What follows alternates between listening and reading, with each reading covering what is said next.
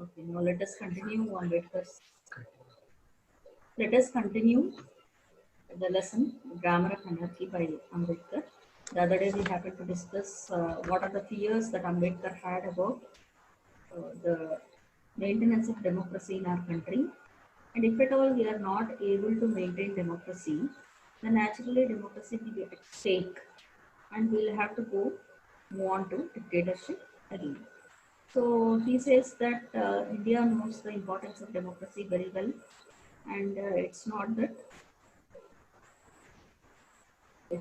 India should refrain from going to democracy or something like that.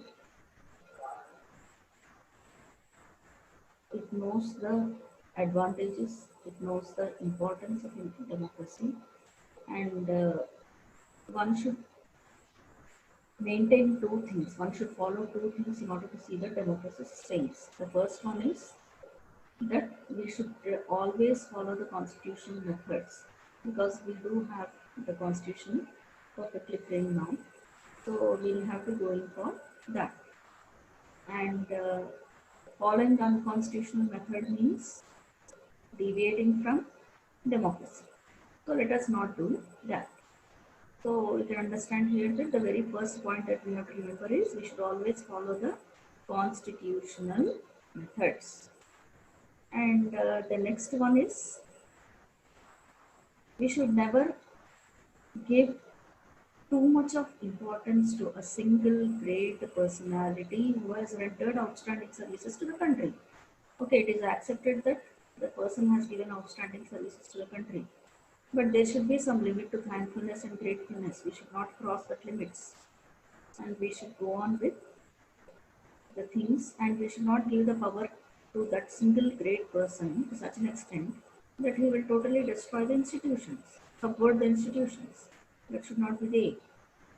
So, if we avoid hero worship and if we go on following only the constitutional methods, then we are sure to maintain democracy. And he also asks us not to go towards the methods, unconstitutional methods, what he calls as satyagraha, civil disobedience, and all that. So, as we discussed earlier, to some extent he disagrees with Mahatma Gandhi in this regard. So, of course, it is not a disagreement because Gandhi happened to do all this when Britishers were ruling us. Their approach was different, quite naturally. So, now when Indians are ruling Indians and Indians have got an constitution, there is no need absolutely to go for something else. So, let us now see what he says. The third thing we must do is not be content with mere political democracy. We must make our political democracy a social democracy as well. So the democracy should not be content only to political democracy, but it should also be social democracy. Political democracy cannot last unless there lies in the base of it social democracy. So if at all we are going to say that we will follow the political democracy, the basic thing is social democracy. Social democracy is very, very, very important. If at all we need to have political democracy. Political democracy without the social democracy cannot stand at all.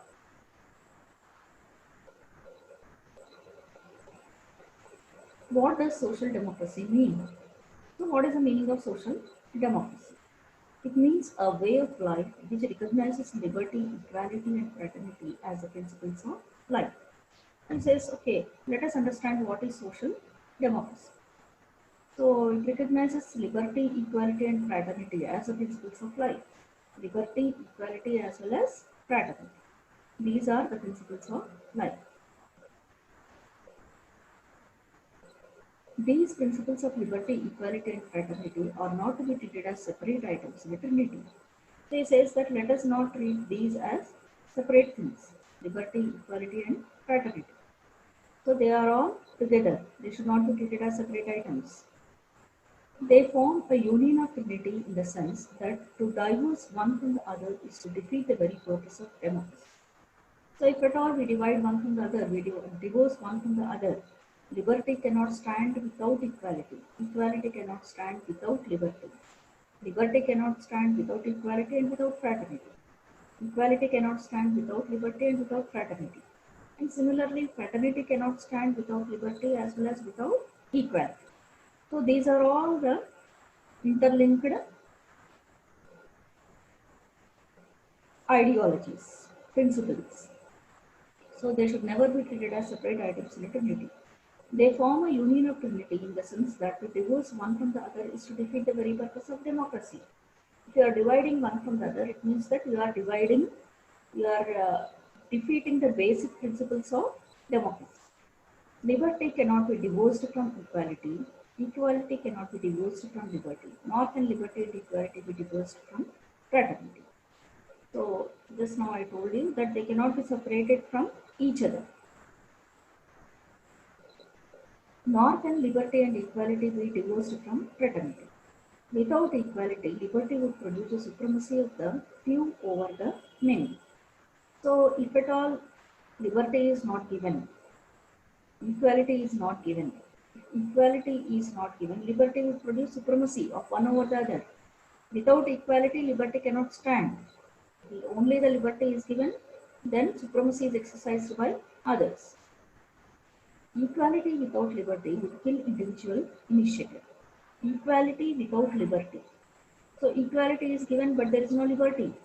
Just imagine, there is equality, social equality, but there is no liberty. Then it will kill individual initiative because you are not given any liberty to raise your voice. You are not given any liberty to present your opinion.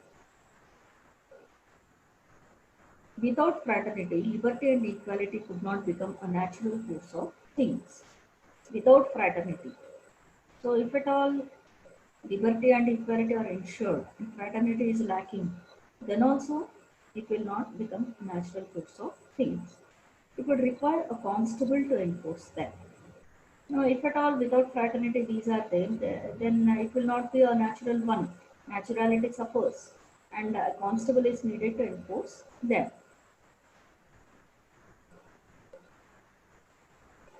We must begin by acknowledging the fact that there is complete absence of two things in Indian society. So he says that we'll have to acknowledge the fact. We cannot escape from that. We should acknowledge the fact that there is complete absence of two things in Indian society. Two things are totally absent in Indian society. One of these is equality. One of these is equality. Equality is totally absent. On the social plane, we have in India a society based on the principle of graded inequality, in which there are some who have immense wealth as against many who live in abject poverty. Now he gives an example here. On the social plane, on the social front, we have in India a society based on the principle of graded inequality. In India, we have the society wherein there is graded inequality.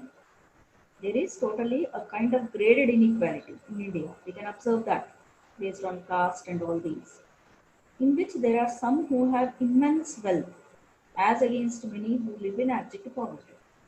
Because there are some people who have got immense wealth. They are very, very luxurious, they are royal. They are leading a royal life because they have immense wealth. There are some who live in abject poverty, utter poverty. So there are some people who are living in abject poverty. On the 26th of January 1915, we are going to enter a life of contradictions. It says that on the 26th of January 1915, the day when the Indian Constitution comes into force, we are going to enter a life of contradictions. What do you mean by contradictions?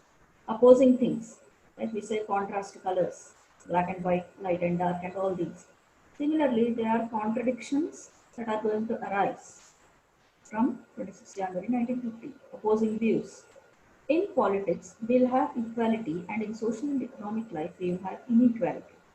And he says in politics, always we'll have a kind of equality, maybe for achieving any kind of purpose, but we'll have equality. And in social and economic life, we will have inequality. Whereas in social as well as economic life, we will have inequality. In politics, we will be recognizing the principle of one man, one vote, and one vote, one value.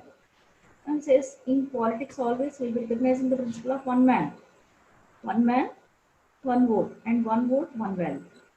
One man, one vote, one value. This is a kind of equality on the political front. In our social and economic life, we shall, by reason of our social and economic structure, continue to deny the principle of one man, one value. Whereas when we say in social and economic structure, when it comes to social and economic structure, we cannot say that one man has got one value, because social, when it comes to social, the social status might be different.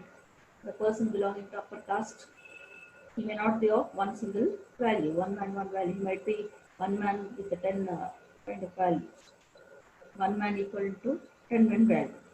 So similarly, when it comes to economic structure also, a very rich man will have lot of value in compared to a poor man.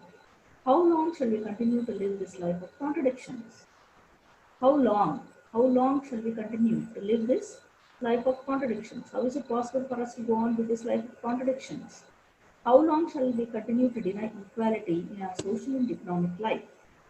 So we will just ensure equality in political life. We will deny such equality in social and economic life. How long is it possible? How long can we deny the equality in the basis of democracy, but go on with political democracy? Well, how is it possible?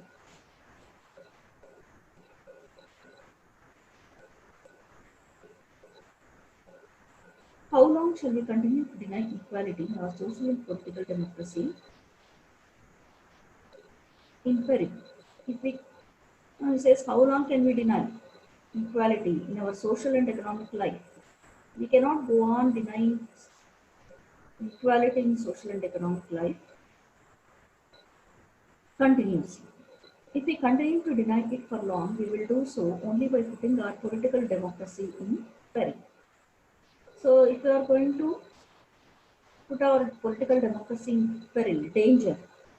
So, if we deny social and economic democracy for a long time, it's nothing but we are going to deny political democracy, and we are putting political democracy in danger.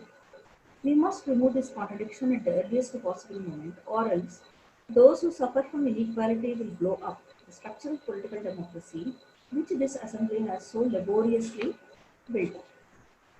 And says that if at all we go on continuing having this kind of inequality, then those who are the victims of inequality, they will one day go on destroying this kind of democracy that and the constituent assembly that we have laboriously built up.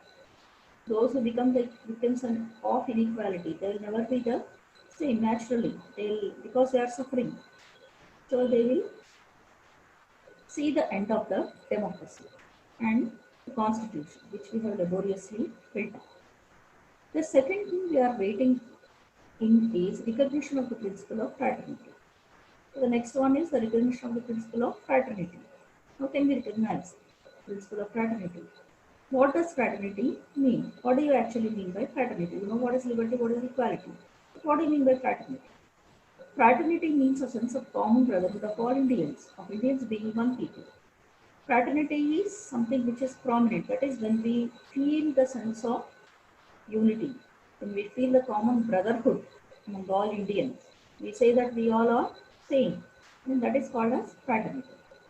It is a principle which gives unity and solidarity to social life. It is that principle which gives unity and solidarity in the social life.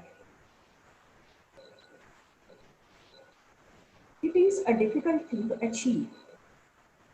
So naturally, when we achieve fraternity, it gives us a lot of unity and also solidarity. Okay, we say, fine, you need this, I am there, such kind of things. It is a difficult thing to achieve, of course. In the present society, it is very, very difficult to achieve such fraternity. I remember the days when politically minded Indians resented the expression the people of India. Now, in those days, the political people, they resented the idea of the people of India. They preferred the expression the Indian nation. They used to say the Indian nation, but not the people of India. I'm of the opinion that in believing that we are a nation, we are cherishing the great illusion. That is something fine to some extent and in some ways. How can people divide into several thousands of castes be a nation? It says, how can we call people of India as Indian nation when the entire nation is being divided into several castes and creeds, several languages? The sooner we realize that we are not as yet a nation in the social and psychological sense of the word, the better for us. It says that we are not a united nation as of now. We say we'll have to soon realize that in the social and psychological sense of the word, we are not really a nation. We might be politically one nation, but not in the social and democratic sense. So as soon as we realize that, then it is better for us.